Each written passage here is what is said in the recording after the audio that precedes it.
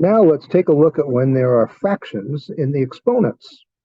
The first thing that we're going to start with is the fact that you can rewrite these as roots, like square roots or cube roots. So in 1a here, we're going to rewrite that as the square root of 49. And the way we do that, or the reason we do that, is because the denominator here is the root or the index. That's the word I want to look for, is the index. So that means it would be like if we put a 2 there. We don't usually show the number there for the index if it's 2, but we know that that means the square root of 49, and the square root of 49 is equal to 7. Now, we know that's actually plus or minus 7, but this is not to solve. If we were solving a quadratic, x squared, we would definitely have to have two answers and do the plus or minus. But we are told in this section, I think it's the last section, that we're going to use the principal square root. The principal. And the principal square root is the positive square root. So we only need the positive 7 right now. On the next problem, we're going to do the same exact thing. But here the index is a 3, so we have to write the 3 in there. Okay? In this case, what we're looking for now is a perfect cube inside this number 16. 16 itself is not a perfect cube, but when you start playing with that number, you realize that 16 is equal to 2 times 2 times 2 times 2. 3 of those 2's make 2 cubed, so 16 is actually 2 to the 4th power. But we're going to separate it out as two separate things, which makes it equal to the third root of 2 cubed times the third root of 2. And the third root of a cube, those cancel, so we get just that 2, but now on the outside, and we still have a 2 that's stuck on the inside. So let me box up these answers for this one. This second one is a very good example of how, after you have done a step to rewrite it or put it in a different format, there might be something that you can do with it that in the original format you wouldn't have seen or wouldn't have been able to recognize. And that's definitely going to be true here now for this C, 1C. We have 8 to the negative 1/3, and the first thing you deal with is that negative, because a negative exponent means that you are going to move that with its number to the other part of the fraction. As an example, if we have, well, let's do it with a variable, x to the negative 2nd power means that that is equal to 1 over x, and then the 2 goes on the bottom of the x to the 2nd power. If we had 1 over z to the 5th power, that would be equal to bringing that up to the top up here, so we had a z to the negative 5th. We couldn't leave it that way because a solution, an answer, may never have a negative exponent in it. So we would have to work with that in different forms, usually by changing it to the other part of the fraction and making it positive in order to have an acceptable answer. So for 8 to the negative 1/3, the first thing that we need to do with this is to make that, in fact, I'll write it underneath it here. First thing we need to do is put it on the bottom part of the fraction, and to make that a positive 1/3. The next thing after that is to rewrite it as the cube root of 8 to the 1st power. We don't need to show it, but now we have something to work with, because 8 is 4, oops, it should be a 2 squared, 4 times 2, or 2 times 2 times 2, but I did that and then realized, wait a minute, I don't need a square root, I need a cube root. So 8 is actually 2 to the 3rd power. And so for this problem, I want to use this one, not breaking it like that. So I'm going to rewrite it now as 1 over the cube root. The number 8 is 2 to the 3rd power, and these two things cancel themselves. So we have 1 over 2. So 8 to the negative 1/3 is a much more complicated way of saying 1/2. Yeah. Now let's take a look with the variable here, this x to the negative 2/3. Right? So we're going to first make that the other part of the fraction. And then now we can use that denominator to rewrite it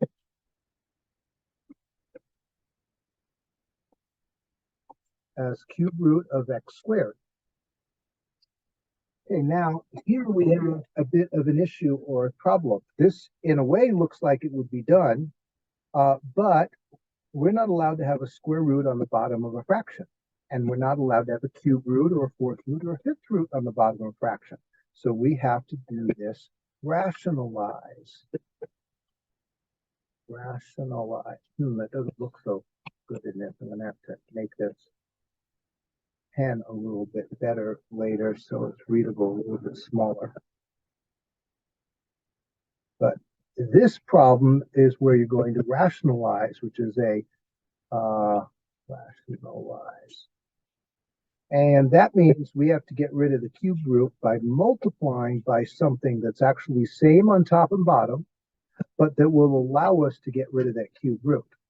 So in this case, all I really need is the cube root of x. And the reason for that is because when I put these together, I am going to get the cube root of x cubed, and then these will be canceling each other. And it's supposed to be a real 3 there, so let's make it 1. Okay. And that means the cube root will go away, and I'll just have the x on the bottom. But in order to do that, I have to also do the exact same thing on top, so that what I'm doing here is I'm really just multiplying the number 1. Yeah, let's make that a 1. Okay. In fact, that gets confusing to have that all around it. So we're multiplying by 1. So on the top of this, I have the cube root of x.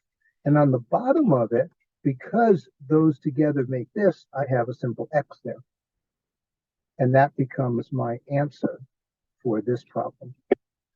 Now, you might say, gee, if I have to go through that so much of that work, why don't I just leave it this way with a fraction there instead of a third root? Well, the rule about the not having a rational on the bottom, or not having a square root or cube root on the bottom, applies to the fractional exponents. You are not allowed to have a fractional exponent on the bottom either. So there is a way to do it with that, and you could, but except that we're not going to here. This is actually the better way to do it. So this example shows what to do, where we do step 1 is to put it in the fraction. Step 2 is to use the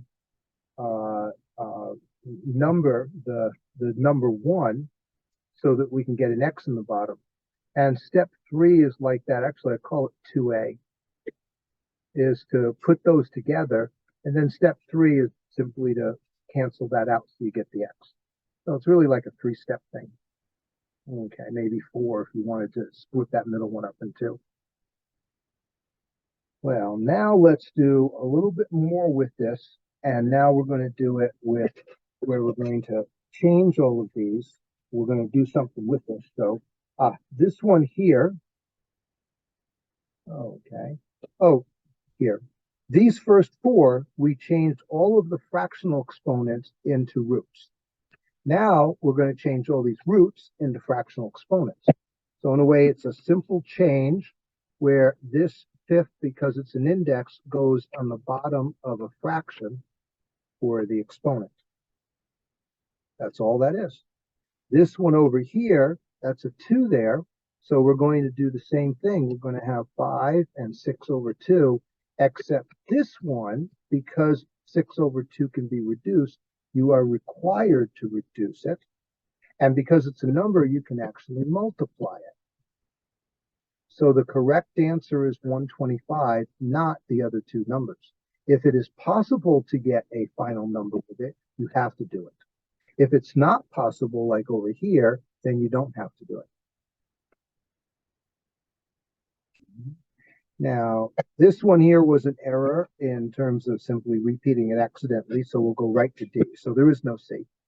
So we'll go to D, even though that skips over a C. And for this one now, we're going to take that and I'm going to think, hey, what can we do with this? I can make rational exponents with it, but in the x's case, I'm going to get an x like x5 over 3. And so I have like an extra x in there. I have an x3 over 3 in there, an x to the 1. So in this case, we're going to first simplify the numbers that are in there. We'll sort of break them up in there because 16 is actually 2 to the 4th power. And x to the 5th I can rewrite as x cubed, x squared. In fact, I can do that with the 2. The cube root of 2 to the 3rd times 2, x to the 3rd times x squared. So what I have here now is this one that has a perfect cube, and this one has a perfect cube to match that cube. So now I'm going to bring this up here to continue it. This 2 can be taken out of it, and this x can be taken out of it. So I have a 2 that comes out and an x that comes out, but still stuck inside is this 2 here and this x squared here. So I have a 2 and an x squared still stuck in there. Now, if my goal is to get fractional exponents, then I'm going to have to do 2x and 2 to the 1/3 and x to the 2 over 3. Okay. And this provides a number of different things you can do with it. Because now I can put these 2's together. Well, instead of putting together, I'll put it next to each other. 2 times 2 times 2 to the 1/3 times x to the 2/3.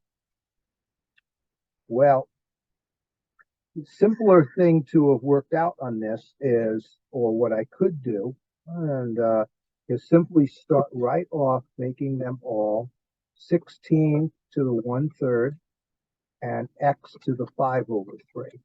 However, that doesn't show that there are numbers in here that are perfect cubes until you start working with it. So this is what you would end up doing here if you had to make it into fractional exponents. This is usually the best answer because you're taking out from it things that are perfect perfect third powers of them. So it's not usually, if you're told simply change it to the fractional exponents to prove that you can do it, you're usually going to do that with numbers like these, okay, or like the first one in particular. This one, you're expected to take out from it the perfect cubes and leave inside it those things that are not enough there to be cubes with them.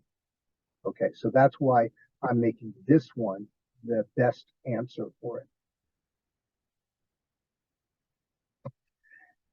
Now let's talk about multiplying them. Here we were simplifying them in whether we're making them roots or whether we're making them exponential fractions. Here we are multiplying them. And there's certain rules that apply to that. If you multiply, you have to have the same index here. And if you have the same index, then that means we can do one big root 12, and I can do x to the 3rd times x to the 7th, which is the 12th root of x to the 10th. But especially because there is an even, we're going to make this into a fractional exponent, because now we can see that that allows us to simplify that to 5 over 6. And that's our final answer here. On the next one, we have a problem. Look at B here, and we see that these indexes are not the same. Indices is the better term for it. They are not the same. So the way we're going to get around that is we're going to make both of those into fractional exponents in the way that we're allowed to. And then remember our rules about exponents. I'm going to move over here for a second to remind you. If I have x to the fifth times x to the third, I add those to make x to the eighth. If I have x to the fifth to the third power, that's x to the 15th. And the reason for that is that the third power means 3 of these. And then I would add up all 3 of those 5s to make 15. So if you have the same numbers, that variables or numbers with exponents, then you add the exponents. So in this case, I'm going to add those exponents.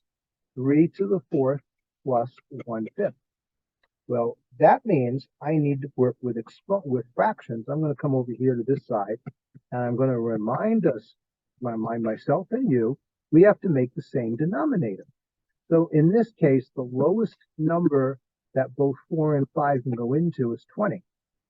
So 4 goes into 20 by multiplying by 5, so the top becomes 15. And 5 becomes 20 by multiplying by 4, so the top becomes 4. So that's 19 over 20. So coming back over here, that means we have x to the 19th over 20.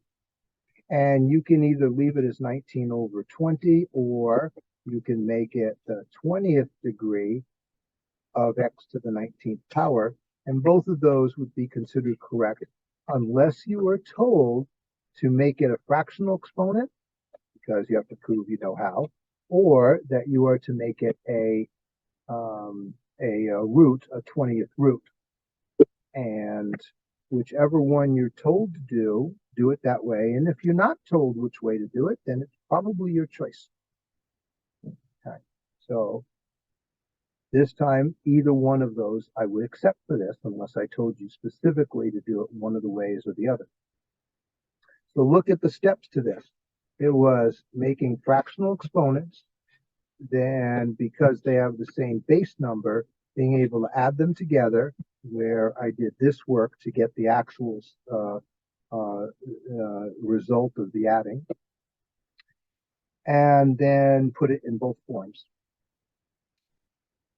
So now let's take a look at what we do when we have division. So here we were multiplying them, okay, and changing them, adding and subtracting them is another separate thing here, but we're going to now divide. And this is where we use the negative rule about this. I am going to take this and I'm going to move it to the top part of the fraction. Okay? So that means I have already x to the 3/8, and coming up next to it is x to the negative 1/4, because if I'm going to change it to the other part of the fraction, I have to change the exponent.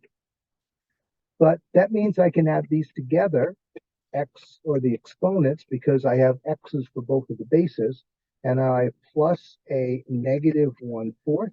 Oh, that is so much easier to write as x 3/8 minus 1/4. Okay? In fact, when you have a plus minus, you must make it minus. If you had a plus plus, you must make it plus. If you have a minus minus, you have to make it plus. If you have a minus plus, you have to make it minus. In other words, don't have 2 of those next to each other. Do the result of them from multiplying them in order to get that. And this is where now I can't actually do this until I get the same denominator. So for 3/8, that's good. But the 1/4 can be made into an 8 on the bottom very easily, because that's 2/8. Multiply 1 and 4 both top and bottom by 2. And that means I have 3 take away 2. So I'll come down here to make it x to the 1/8, which is either acceptable as its own, or it's the 8th root of x, okay, depending upon what you're asked for.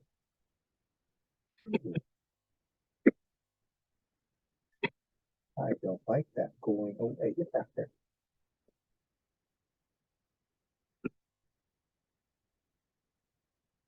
There. Now, let's do it with this one. In fact, there's two of them. This one here, I'll look at the bottom one in a moment here. This one here,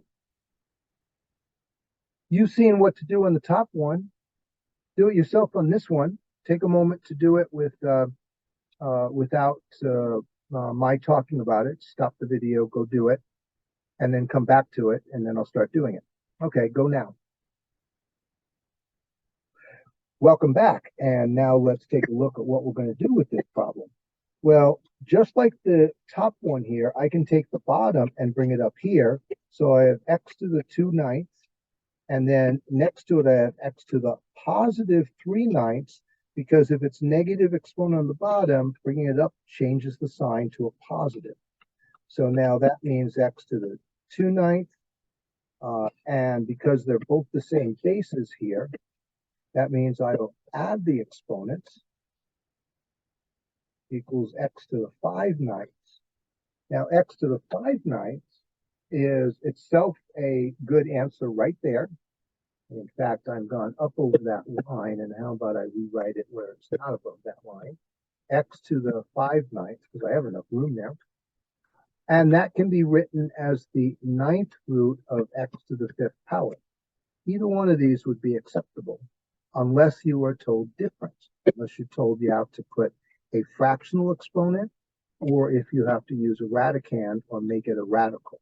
So the second one is called a radical, and the first one is a fractional exponent.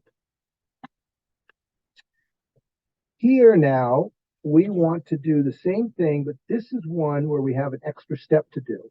On the A and the B one, you have fractional exponents.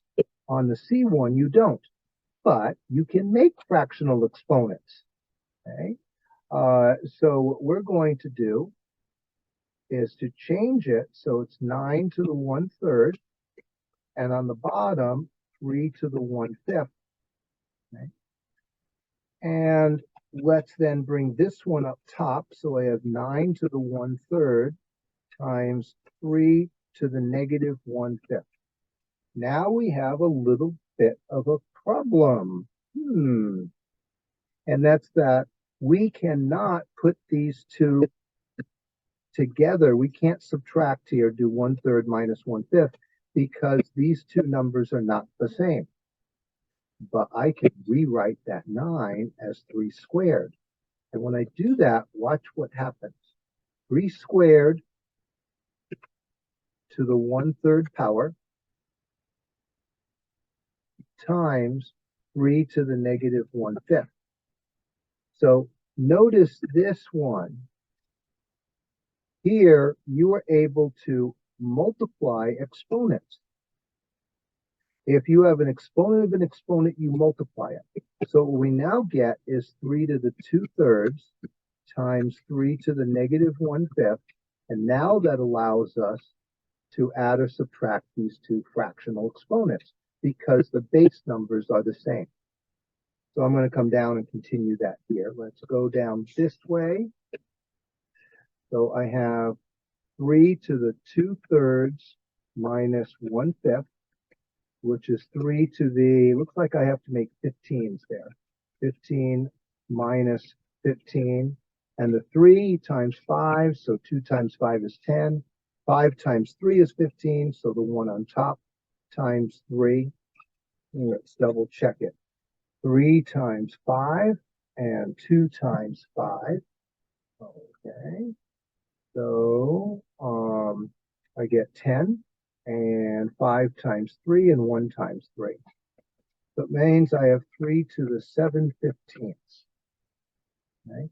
That is in itself a good answer. Or if I really want to make it in a radical form, I would do the 15th power of 3 to the 7th power. By the way, that 7 can go in there like this, or it's okay to do the 15th root of 3, all of that to the 7th power. So the 7 can go inside with the 3 or go outside. Usually we put it in the inside just because it's like more conventionally shown that way, but it really actually doesn't necessarily matter. That's one where there's not enough forced convention on either way. Okay, so those would work with it. Now, on this next one, it's very similar in concept. We'll be able to rewrite that. Why don't you do this one yourself? Take a moment, turn off the video, or stop the video, pause it, do it, and then come back to the video. Go now and do that. Okay, now you are back. Welcome back, and let's do the steps for this. I am going to rewrite that as 64 to the 1/8. And then I'm going to look at it and think, could I simplify that? Well, I can, but I'm going to do that in a moment with it. And this one is 2 to the 1/4. And I'm going to write it as 64 to the 1/8 times 2. And I'm going to bring this up to the top, and it's going to be negative 1/4. But I cannot yet do the fractional exponents, adding or subtracting them, because of that 64 and 2 being different. And this is where you can look at that 64 and think, I can rewrite that in different ways. That's 8 squared, or it's 4 to the 3rd power. Yep. Or it's 2 to the 2, 4, 16, 64. Yep. And it's also 2 to the 6th power. So if I do 2 times 2 times 2 times 2 times 2 times 2, these two make 4. These two make 8. These two make 16. These two 32, and these two 64. So that means I have 6 2's there, and I can do 2 to the 6th power. But if I do that, that means this is 2 to the 6th power to the 1/8 times, that should be times here, 2 to the negative 1/4. It's still sitting there waiting. And then I can rewrite this one. Oh, I have enough room still over here.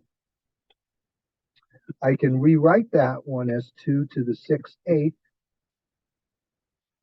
times 2 to the negative 1/4. And now I'll come down here so that 6 over 8 can be made 3 over 4.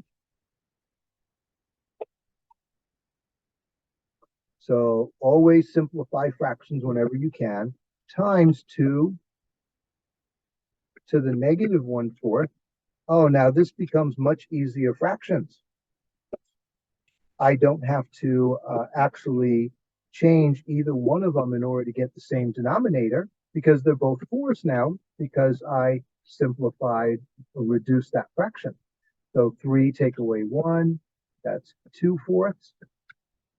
And that's 2 to the 1/2, which is legal to write as the square root of 2. Whoops, I don't know if you put the cube root. I'll just put the 2.